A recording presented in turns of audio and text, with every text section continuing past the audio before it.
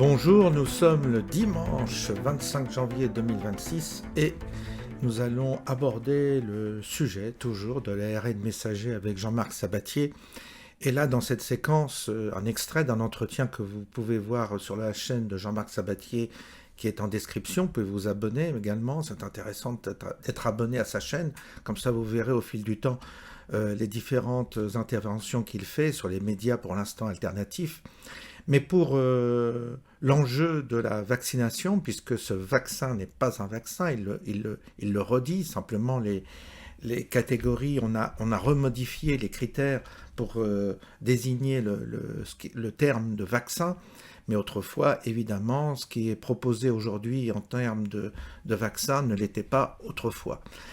Et n'empêche que vous avez aussi l'enjeu financier, 50 milliards annuels d'enjeux financiers, vous voyez, c'est des sommes énormes. C'est pour ça qu'on a en face de nous un tsunami de propagande, parce que ces gens-là ont les moyens de corrompre et les moyens de tenir les médias mainstream. C'est pour ça qu'on a beaucoup de mal à sortir de notre écosystème où nous sommes tous convaincus pour atteindre d'autres populations et les informer justement de cette arnaque que dénonce aujourd'hui Jean-Marc Sabatier, mais qui est un véritable scandale. C'est-à-dire qu'actuellement, ce type d'injection qui est proposé à la population est ni plus ni moins un poison destiné à faire souffrir les gens, à les rendre malades et voire à les tuer.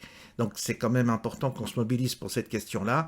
Malheureusement, ça ne dépasse pas notre réseau de gens absolument convaincus. Et ce qu'il faudrait, c'est atteindre d'autres types de populations pour les interpeller sur ce sujet-là et avec des preuves scientifiques, avec des éléments scientifiques. On voit bien que l'enjeu également est financier et Jean-Marc Sabatier nous le rappelle dans cet extrait que je vous propose. Je vous souhaite une bonne journée, je vous dis à bientôt. Oui. Alors, docteur Sabatier, je le disais en introduction, vous êtes chercheur au CNRS, vous avez vous-même publié plus de 280 études scientifiques, et il y a une chose qui m'a frappé dans votre dernier livre, coécrit avec Estelle Fougère, c'est que vous écrivez, en fait, les fraudes et les études biaisées, dans la recherche, ça a toujours existé. Oui. Mais depuis le Covid, ça a explosé. Oui, oui. Et en particulier au sujet des thérapies ou des pseudothérapies Covid. Oui. Comment vous expliquez ça ? Parce qu'il y a des enjeux financiers terribles derrière. Hein. Le marché des vaccins est énorme. Ouais. Le marché des vaccins ARN messager pour la Covid, c'est 50 milliards de dollars annuels. Hein. Et plus au début de la pandémie, là, enfin, quand il y a eu les premières injections début 2021. Donc il y a beaucoup de corruption. Et Big Pharma arrose beaucoup des gens qui sont bien placés dans des comités qui vont décider des politiques sanitaires. Hein. Ouais. Ça peut être justement au CDC, à la FDA, etc. Et Robert Kennedy, qui est l'équivalent du ministre de la Santé américain, l'a bien soulevé, hein, ouais. Avec des millions de dollars qui ont été déversés justement et qui favorisent en fait la mise sur le marché de vaccins, entre guillemets, ARN messager. Il faut savoir qu'en fait ce ne sont pas des vaccins, ce sont des thérapies géniques, hein, puisque ça s'adresse à des acides nucléiques.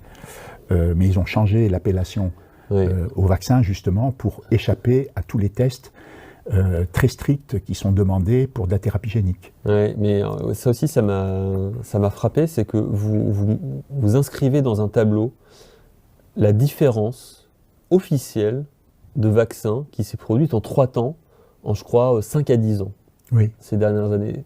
C'est-à-dire qu'aujourd'hui, en 2025, là, un vaccin n'a plus la même définition médicale qu'il avait il y a 10 ans. Oui, oui. Et vous pouvez peut-être juste nous rappeler ce qu'était un vaccin il y a 10 ans et ce que c'est officiellement aujourd'hui? Oui.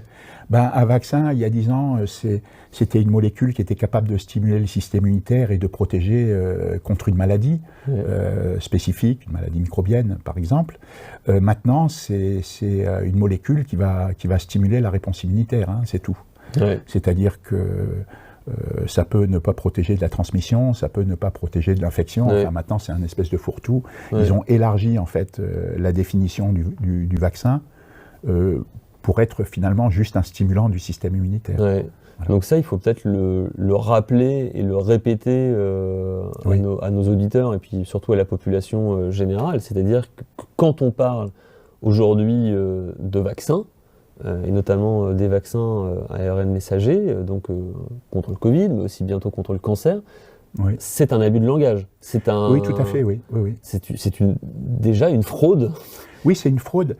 Mais ça permet d'éviter, ça permet une mise sur le marché très rapide des produits, notamment en procédure accélérée, et puis ça permet d'éviter des tas de tests qui bloqueraient en fait les molécules.